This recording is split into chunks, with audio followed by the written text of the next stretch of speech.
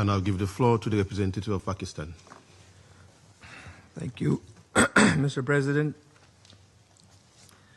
We would like to thank Deputy Special Coordinator Alakbarov for his comprehensive briefing.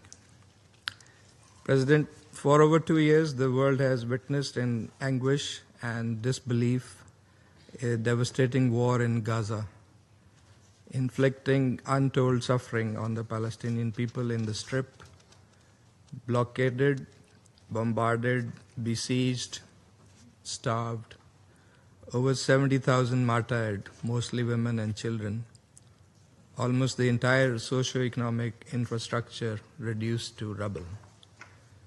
Demands for ceasefire unheeded, and calls for accountability responded with complete impunity.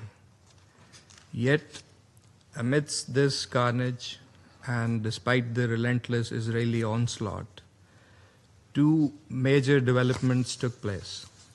First, the high-level conference on the peaceful settlement of the Palestinian Question and the implementation of the two-state solution held in July, followed by the adoption of the New York Declaration on 12 September, and the resumption of the conference on 22nd September during the high-level week.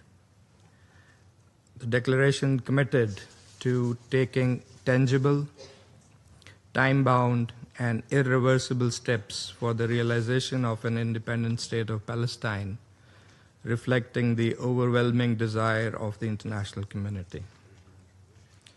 And then there was the second inflection point, the result of political engagement and sustained diplomacy, the Sharm el-Sheikh Peace Summit. Regional and international partners gathered around a shared objective to maintain the ceasefire, address the humanitarian catastrophe, and lay the groundwork for a credible political pathway towards Palestinian right to self-determination and statehood. It led to the adoption of Resolution 2803 by this Council last week. And it all started with the 8 Arab Islamic countries meeting with President Trump on 23rd of September.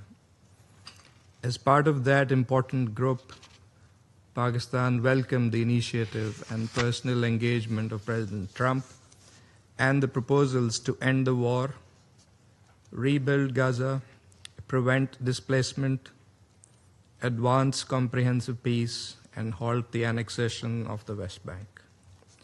Throughout this period, we have been constructively engaged, consistent with our principled and long-standing support for the Palestinian people and their inalienable rights. But despite these diplomatic advances, the situation throughout the occupied Palestinian territories remains dire, as also testified by the briefing this morning. Ceasefire violations persist. Israeli airstrikes have killed and injured civilians, including children. More than 300 Palestinians have reportedly been killed since the ceasefire announcement. This reveals a stark truth. Peace declared in words has not yet brought full protection and stability on ground. Lives are still being lost, homes are still being demolished, and families remain in fear. The situation in the West Bank is no less grave. Israeli settler and military violence has escalated to unprecedented levels, with October recording the highest number of settler attacks since the UN began monitoring the situation in 2006. Entire communities have been displaced, especially in the northern West Bank, amid closures, raids, and increasing intimidation. Palestinians must be allowed to return to their homes, and communities must be able to function without constant fear. President, to ensure that peace efforts translate into meaningful progress, several priorities must be advanced. First, implement Resolution 2803 in good faith. thus maintaining the momentum generated by the Sharm el-Sheikh summit, particularly advancing Palestinian-led and owned governance, reconstruction, and institutional capacity. The Palestinian Authority's role is central. Peace cannot be negotiated over the heads of the Palestinian people. We hope that there will be more clarity on various aspects of Resolution 2803 going forward. Let me reiterate that together with the US and other Arab Islamic countries, Pakistan joined this process as it offers a pathway to Palestinian self-determination and statehood. Second, to ensure full adherence to the ceasefire with zero tolerance for unilateral actions, leading to a permanent cessation of hostilities and the withdrawal of Israeli forces from Gaza. We strongly condemn the attacks by Israeli occupying forces across Gaza.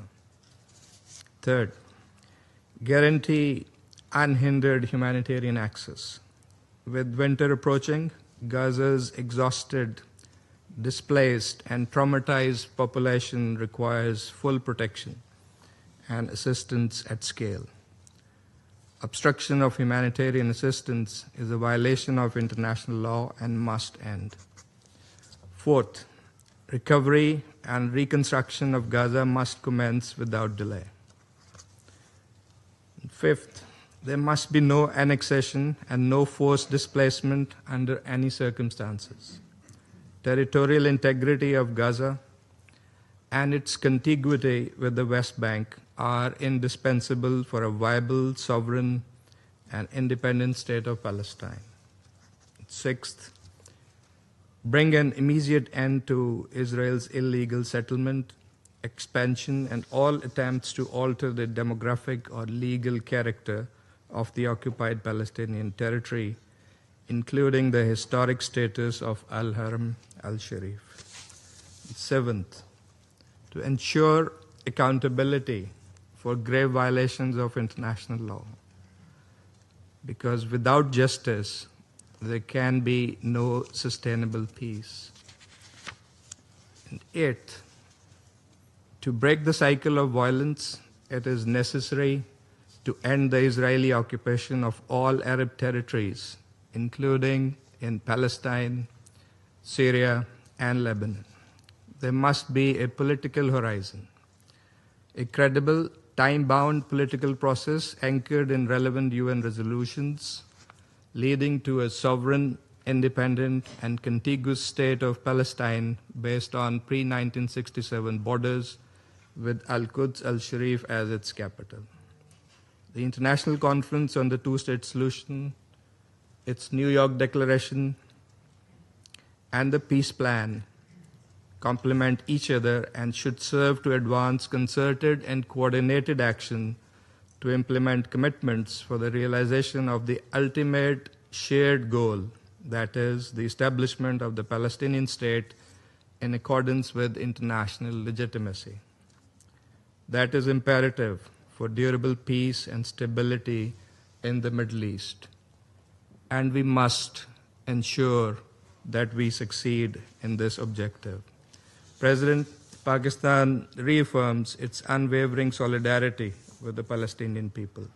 Their resilience under unimaginable hardship demands equal conviction on part of the international community. This is a defining moment, of course. Commitments must now translate into concrete actions.